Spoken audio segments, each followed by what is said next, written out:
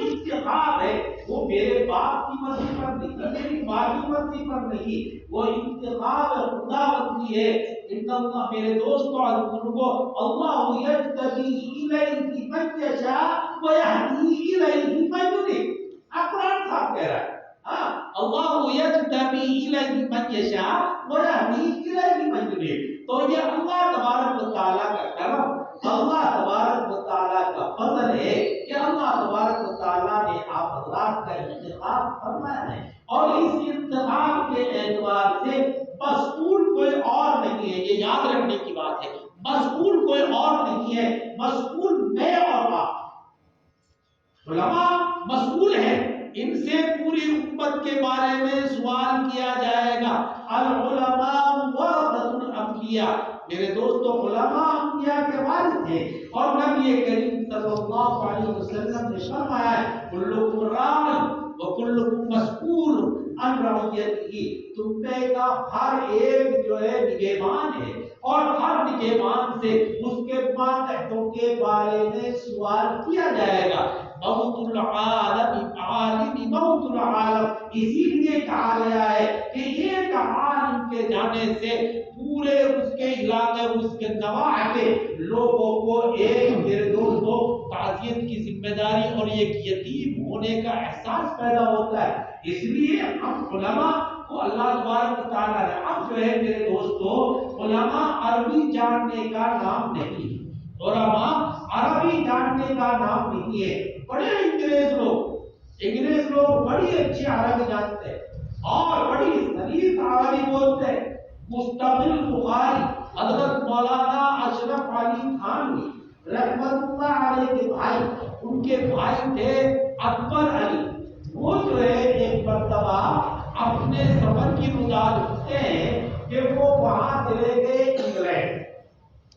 England میں جب وہ گئے تو انگلینڈ میں ان کو رمضان مبارک کا مہینہ آ رہا ہے۔ اب وہ بیچارہ افسوس میں بیٹھا ہوا تھا کہ اب کیا کروں، اگر ہندوستان میں ہوتا تو میں قرآن شریف کی تلاوت کرتا اور قرآن شریف سے ہی جو ہے میں تراویح ادا کرتا اور رمضان کے فیوز و برکات سے استفادہ حاصل کرتا، لیکن اب جہاں سے نہ تراویح ہے نہ جماعت کی نماز ہے، اکیلے ہی تراویح پڑھنی پڑے گی اور اکیلے ہی نماز ادا کرنے پڑیں گے۔ تو میرا جو ساتھی تھا وہاں جس کے میں یہاں مہمان ٹھہرا ہوا تھا، اس نے مجھ سے کہا کہ آپ کیوں اتنے پریشان ہیں؟ وہ تھا انگلینڈ کا ہی اور انگریز تھا۔ انہوں نے کہا کہ آپ کیوں پریشان ہیں؟ میں نے اپنی پریشانی کی وجہ ان کے سامنے بیان فرمائی۔ انہوں نے کہا کہ میں آپ کو سچ بتاتا ہوں اور امید ہے کہ آپ کو ایسی جگہ پہنچاؤں گا جہاں آپ کو قرآن کے ساتھ تلاوت تراویح ہوگی اور جہاں باجماعت آپ نماز ادا کر سکیں گے۔ وہ حکومت کے وہاں پہنچا اور حکومت نے انہوں نے اجازت چاہی اور انہوں نے پرمیشن لیا، اور پرمیشن لینے کے بعد ان کو گاڑی میں بٹھایا اور وہ جو ہے ان کو پہاڑوں سے گزارتے ہوئے 4 جگہ ان کو چیک پوسٹ ملے۔ 4 جگہ چیک پوسٹ ملنے کے بعد پھر گاڑی بھی دوسری وہاں چھوڑ دی گئی اور وہاں سے آگے پھر پیدل گئے۔ پھر ایک جنگل بیابان میں بہت ہی شاندار مدرسہ تھا، بہت ہی، یعنی کہ یہ 80-90-100 سال پرانی بات ہے، بہت ہی شاندار اس میں مدرسہ تھا، شاندار اس میں مسجد تھی، اور سب کے پاس عربی جبہ قبہ، اور جو بھی کوئی وضو کرتا تو بغیر مسواک کے وضو نہیں کرتا، اور وہاں بخاری مسلم ترمذی نسائی اور ابو داؤد اور تفسیر، یعنی کہ تمام علوم دین کیا وہاں پڑھائے جاتے، اور بالکل ایک بھی سنت مسجد کے داخلے کی سنت، اس پر عمل پیدا، خروج کی سنت، اور جو ہے ہیئت نماز کیسے کھڑا ہونا ہے، کیسے نیت ماننی ہے۔ ہمارا تو خیر نیت تو اس طریقے سے بھی بن جاتی ہے، بہت سی بات نیت تو بن گئی، لیکن جو ہے نماز ہے 3 انگلی پٹے پہ ہو اور پٹھے سے اور کنیا سے جو ہے پہنچا بندھا ہوا ہو اور یہاں ہاتھ ہو، تو ان کا پورا سنت طریقے پر ہے نماز، کھڑا ہونا، پھر رکوع کرنا کیسا آپ سجدہ، یعنی کہ سارے طریقے پر۔ اب بہت میں تو خوش ہو گیا، خوش ہوا اور پوری شاندار طریقے سے قرآن کی تجوید کا لحاظ رکھتے ہوئے پورے مہینہ قرآن پاک جو ہے تراویح کے ساتھ جب عید ہو گئی اور عید کے بعد مجھے میرا ساتھی لینے آیا، میرا میزبان، اور میں وہاں سے آیا تو انہوں نے کہا کہ آپ نے دیکھا کہ یہ کون ہے؟ کہ یہ پتہ نہیں مجھے، تو آپ بتائیے کہ یہاں جو ہے پورا علوم دینیہ سکھایا جاتا ہے اور اسلامی ممالک میں ان کو جاسوسوں کی شکل میں بھیجا جاتا ہے، اور ان میں ایک بھی مسلمان نہیں ہے، یہ سارے انگریز، ایک بھی مسلمان نہیں ہے، سارے انگریز ہیں۔ دیکھ دوستو، اور کو پھر وہ آدمی کیسی، یعنی کہ حافظ کے بھائی مسلم، ہاں، اور اتنے پابند، لیکن لا الہ الا اللہ کی دولت سے محروم تھے،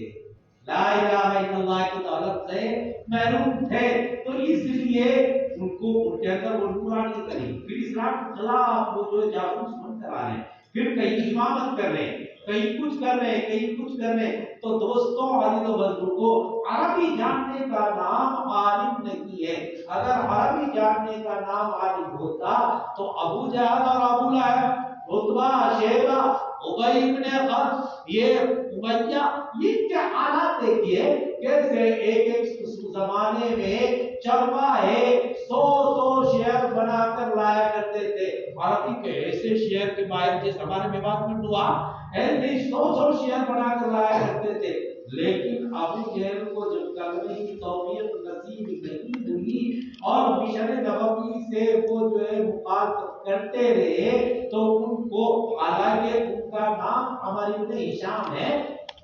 کیا نام ہے ان کا؟ عمر بن ہشام، ہاں،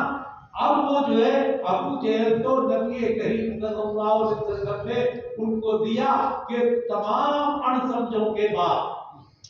تمام جاہلوں کے بعد، اڑسمجھوں کے بعد، یعنی سب کچھ دیکھتا تھا، چھپ کر قرآن پاک سنتے جاتا تھا،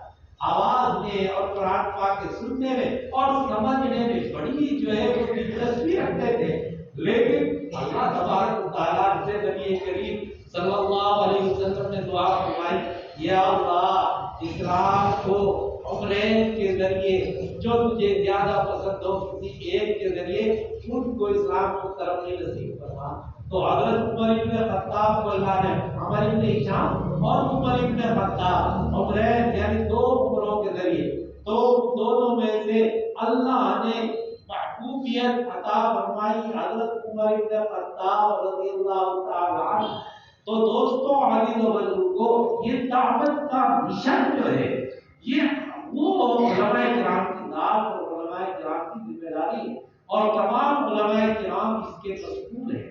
علماء کرام کی دعوت کی صحیح جو ہے صحیح سمت کو دعوت پر لے جا سکتے ہیں۔ اس لیے میرے پیارے بھائیوں، عزیز و بزرگوں، آج کے حالات میں اس بات کو اپنے ذہن میں سوچتا ہوں، میں اس بات کو اپنے ذہن میں سوچتا ہوں کہ جب ہم تاریخ دیکھتے ہیں تو 1700، 1800، 1900، اب 2000، 400 سال کی تاریخ میں جو دیکھا ہے، تو ہر 100 سال کے بعد میں حالات میں تبدیلی آتی، ہر 100 سال کے بعد میں حالات میں تبدیلی آتی۔ 1857 کا بدر آپ کے سامنے ہے، اور 1947 کی تقسیم وہ آپ کے سامنے، یعنی کہ 100، 110 سال، 90 سال جو بھی حالات، وہ جو ہے اس طریقے سے حالات اب جو ہے 75 سال ہو گئے۔ حضرت مولانا الیاس صاحب رحمۃ اللہ علیہ کے وصال 1944 میں ہوا، اور اس کے بعد بیما میں حضرت مولانا یوسف صاحب رحمۃ اللہ علیہ کا جلسہ ہوا 1945 یا 46 میں۔ حضرت مولانا یوسف صاحب اس وقت اپنی تقریر میں بیان فرمایا کہ یا تو بیواقی اللہ کے راستے میں نکل جاؤ، ورنہ نکالے جاؤ گے، اور چھپنے کے لیے جو ہے داس پورا بھی آپ کو نہیں چھپا سکتا۔ تو دوستوں، ان کو 2 سال بعد ایسے حالات آئے کہ کون گھر کو، در کو، سب کو چھوڑ کر چلے گئے۔